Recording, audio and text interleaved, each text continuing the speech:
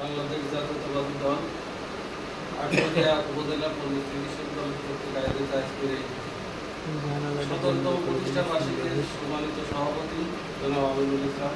প্রধান অতিথি জনাব ফারুক আহমেদ খান দিবেন, সভাপতি পাবনা জেলা পল্লী চিকিৎসক দল এবং কেন্দ্রীয় কমিটির সদস্য জনাব আলহাজ খান সাধারণ সম্পাদক বাংলাদেশ জাতীয়তাবাদী পল্লী চিকিৎসক দল, আরও উপস্থিত বিভিন্ন ইউনিটের নেতৃবৃন্দ, আমার লক্ষ্মীপুরের থেকে আগত বাংলাদেশ জাতীয়তাবাদী পল্লী চিকিৎসক দলের সম্মানিত নেতা জনাব ডক্টর মাসুদ সহ উপস্থিত নেতৃবৃন্দ, আমি বাংলাদেশ জাতীয়তাবাদী পল্লী চিকিৎসক দলের আজকের এই ১৭তম প্রতিষ্ঠা বার্ষিকীর দিনে আমি আমার দলীয় প্রতিষ্ঠাতা শহীদ প্রেসিডেন্ট জিয়াউর রহমানের সহযোগী সংগঠন এবং কাজপুত্র জনাব তারেক রহমান আজ থেকে ১৭ বছরের দলকে ঘোষণা দিয়েছিলেন। তার একটা লক্ষ্য উদ্দেশ্য ছিল, আমি বলবো আমি গভীর শ্রদ্ধার সাথে তাদের স্মরণ করি, আমি গভীর শ্রদ্ধার সাথে স্মরণ করছি ৭১-এর স্বাধীনতার যুদ্ধের ঘোষণা দিয়ে ধরা একটি লাল সবুজের পতাকা পৃথিবীর মানচিত্রে প্রতিষ্ঠিত করার জন্য জীবনের দেশে শহীদদের প্রতি আমি গভীর শ্রদ্ধার সাথে স্মরণ করছি ১৯৭১ সালে এবং মুক্তিযুদ্ধ থেকে শুরু করে স্বৈরাচারী এসব পতন আন্দোলন এবং ২৪-এর গণ অভ্যুত্থানের যেসব জনতা, ছাত্র জনতা এবং আমাদের দলীয় নেতৃবৃন্দ প্রাণ দিয়েছে, তাদের গভীর আত্মার মাগফিরাত কামনা করে আমি একটা কথা বলতে চাই। নেতৃবৃন্দ, আপনারা জানেন ১৯৭১ সালে ২৬শে মার্চ রাত্রে যখন পাকিস্তানি হানাদার বাহিনীরা এই দেশের নৃশংস মানুষকে নিরস্ত্র মানুষকে যখন নির্মমভাবে হত্যা করা শুরু করেছিল, সেদিন শহীদ প্রেসিডেন্ট জিয়াউর রহমান যদি স্বাধীনতার যুদ্ধের ঘোষণা না দিতেন, যদি তিনি বাংলাদেশের এই স্বাধীনতার যুদ্ধ মাঠে যদি না থাকতেন, তাহলে হয়তো আজকে লাল সবুজের পতাকা বাংলাদেশের মানচিত্রে না উঠতে পারত। কিন্তু সেদিন শহীদ প্রেসিডেন্ট জিয়াউর রহমান স্বাধীনতা যুদ্ধের ঘোষণা দিয়ে ৭.৫ কোটি মানুষকে উদ্বুদ্ধ করেছিল এবং তারা ঘর বাড়ি ছেড়ে এই বাংলাদেশকে একটি স্বাধীন সার্বভৌম দেশ প্রতিষ্ঠিত করার জন্য তারা যুদ্ধে নেমেছিল। শহীদ প্রেসিডেন্ট জিয়াউর রহমান ১৯৭৮ সালে ১ সেপ্টেম্বর বাংলাদেশ জাতীয়তাবাদী দল প্রতিষ্ঠা করে। তার পিছনে লক্ষ্য এবং উদ্দেশ্য ছিল, সেই উদ্দেশ্য কি, বাংলাদেশ একটি সুখী সমৃদ্ধ দেশ গড়ার লক্ষ্যে বাংলাদেশ পৃথিবীর মানচিত্রে একটি উন্নয়নশীল দেশ হবে, বাংলাদেশের মানুষ একটি বাঙালি জাতি হিসেবে পরিচিতি লাভ করবে। এই লক্ষ্যে তিনি দেশকে সুসংগঠিত করার জন্য বিভিন্ন জায়গায় কাজ করেছে। ১৯৯০ সালে স্বৈরাচারী এরশাদকে পতন করার আন্দোলনে প্রেসিডেন্ট জিয়াউর রহমানের সহধর্মিণী বেগম খালেদা জিয়া এই দেশের জনগণকে একত্রিত করে রাজপথে আন্দোলন সংগ্রাম করে সেদিন স্বৈরাচারী এরশাদকে পতন ঘটিয়েছিল। আপনারা জানেন, দীর্ঘ ১৭ বছর ফ্যাসিস্ট হাসিনা সরকার যখন এই আন্দোলন আমাদের উপরে যখন নিরীহ মানুষের উপরে গুম হত্যা নির্যাতন চালায়, তখন আমাদের প্রিয় নেতা সেই হাজার হাজার মাইল দূরে থেকে আমাদের প্রিয় নেতা তারেক রহমান লন্ডন থেকে এদেশের মানুষকে সুসংগঠিত করে এদেশের একটি প্রতিবাদী সংগঠন হিসেবে বাংলাদেশ জাতীয়তাবাদী দল এবং তার সহযোগী সংগঠনগুলোর যত নেতৃবৃন্দ আছে তাদের ঐক্যবদ্ধ করে ফ্যাসিস্ট সরকারকে দেশ থেকে বিতাড়িত করেছে। শহীদ প্রেসিডেন্ট জিয়াউর রহমান এবং বেগম খালেদা জিয়ার সুযোগ্য সন্তান তারেক রহমান আজ থেকে ১৭ বছর আগে ভেবেছিল বাংলাদেশ জাতীয়তাবাদী পল্লী চিকিৎসক দল এরা একটি প্রান্তিক পর্যায়ে বাংলাদেশের মানুষের পাশে ভূমিকা রাখবে। সেই লক্ষ্যে আপনারা জানেন তারেক রহমান সেই নেতৃত্বভাব পেশ করেছে। আগামী দিনে রাষ্ট্র পরিচালনার জন্য তার মধ্যে ২৬ নম্বরে আছে বাংলাদেশের স্বাস্থ্য খাত এবং প্রান্তিক পর্যায়ে মানুষের চিকিৎসা সেবা পৌঁছায় দেওয়া। তারেক রহমানের উদ্দেশ্য কি, এই পল্লী চিকিৎসক দল যারা পল্লী চিকিৎসা দিয়ে থাকি আমরা প্রত্যেকটা গ্রামের প্রান্তিক পর্যায়ে মানুষকে আমরা চলাফেরা করি, প্রান্তিক পর্যায়ে মানুষকে আমরা সেবা দিই। আমার শহীদ প্রেসিডেন্ট জিয়াউর রহমানের এই দেশ পরিচালনা করা এবং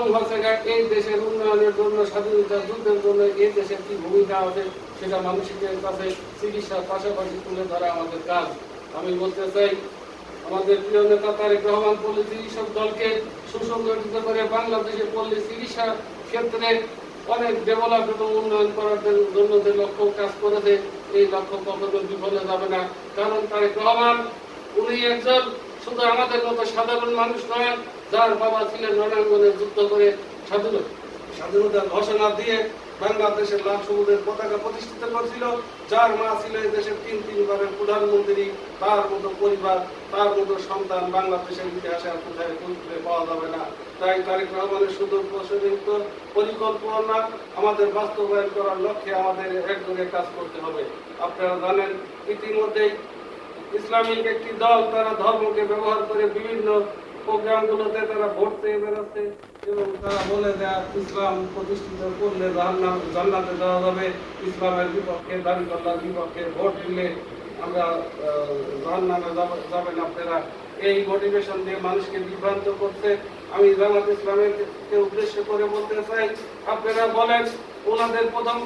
কথাই হচ্ছে কবরে যখন নামানো হয় বলা হয় বিসমিল্লাহি ওয়া ফি সাবিলিল্লাহি মিল্লাতে রাসূলুল্লাহ, বিসমিল্লাহি ওয়া ফি সাবিলিল্লাহি মিল্লাতে রাসূলুল্লাহ। এই মধ্যে বাইরের আগে প্রিয় নবী ১৫০০ বছর আমাদের প্রিয় নবী মুহাম্মদ সাল্লাল্লাহু আলাইহি ওয়াসাল্লাম ইসলাম প্রচার করছে, তখন মানুষকে কবরে নামায় এই কথা বলা হতো। কিন্তু এই জামাত ইসলাম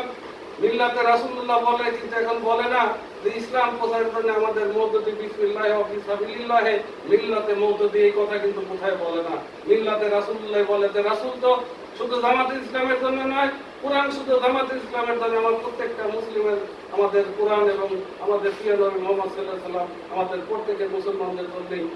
পৃথিবীতে আল্লাহ তাআলা পাঠিয়েছিলেন। আমরা তাই বলতে চাই, জামাত ইসলাম সাধারণ মানুষকে যে বিভ্রান্ত করে, এই বিভ্রান্তর পিছনে আমাদের সাধারণ মানুষকে বুঝে দিতে হবে যে এই মওদুদি সাহেব প্রিয় নবী মুহাম্মদ সাল্লাল্লাহু আলাইহি ওয়াসাল্লামের আগে আসেন নাই, উনি অনেক পরে এসে মুহাম্মদ সাল্লাল্লাহু আলাইহি ওয়াসাল্লামকে অবমাননা করে তারা ধর্মকে অপব্যাখ্যা দিয়ে মানুষকে বিভ্রান্ত করছে। আপনারা এদিকে তারা যখন চিকিৎসা দেবেন, তৃণমূল পর্যায়ের মানুষ অশিক্ষিত,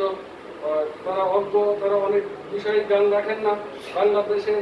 ইতিহাস থেকে শুরু করে বাংলাদেশ সুন্দরভাবে পরিচালিত করার জন্য জিয়া রহমানের অবদান, খালেদা জিয়ার অবদান এবং তারেক রহমানের ৩১ দফা আগামী দিনে এই দেশে বাস্তবায়ন হবে।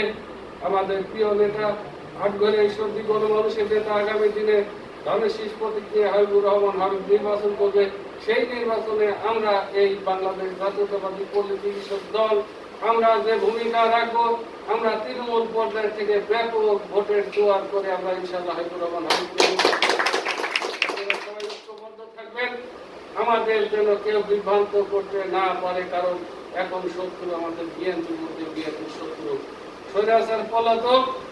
বিএনপি যারা দীর্ঘ ১৭ বছর আওয়ামী লীগের সাথে আঘাত করে মিলেছিল,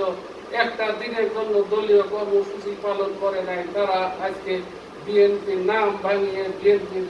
নেতা কর্মীদের বিপক্ষে তারা বিরোধিতা করছে। আজকে হাবিবুর রহমান হাবিবের বিপক্ষে চলছে, আজকে যারা রাজপথে আন্দোলন সংগ্রাম করছে তাদের বিপক্ষে চলছে। নতুন একটি প্রার্থী দাঁড় করিয়ে যে তার পিছনে তারা আলাদা ব্যানার করে মিছিল মিটিং করছে, এটা বিএনপির জন্য খুবই দুঃখজনক। যে বিএনপি ১৭ বছর গুম খুন হত্যা নির্যাতনের শিকার হয়ে স্বৈরাচার পতন আন্দোলন করে স্বৈরাচারকে দেশ থেকে বিতাড়িত করতে, তাদের রক্তের সাথে বেঈমানি ছাড়া আর কিছুই নাই। ঠিক, আমি তাই বলতে চাই, আগামী দিনে আমরা সবাই ঐক্যবদ্ধ থাকবো এবং বাংলাদেশ জাতীয়তাবাদী দলের প্রার্থী হিসেবে আমরা হাবিবুর রহমান হাবিবকে ঈশ্বরকে আত্মরিয়া তৃণমূল পর্যায় থেকে ব্যাপক ভোটের মাধ্যমে নির্বাচিত করে আগামী দিনে বাংলাদেশ জাতীয়তাবাদী দলের পক্ষ থেকে রাষ্ট্রীয় ক্ষমতায় দেশ পরিচালনার দায়িত্বভার গ্রহণ করবে, এই আশা ব্যক্ত করে আমি সকলের সুস্বাস্থ্য কামনা করে আমার কথা শেষ করছি। বাংলাদেশ জিন্দাবাদ, শহীদ জিয়া অমর হোক, খালেদা জিয়া জিন্দাবাদ, তারুণ্যের অহংকার, তারেক রহমান আগামী দিনে বাংলাদেশের সবাইকে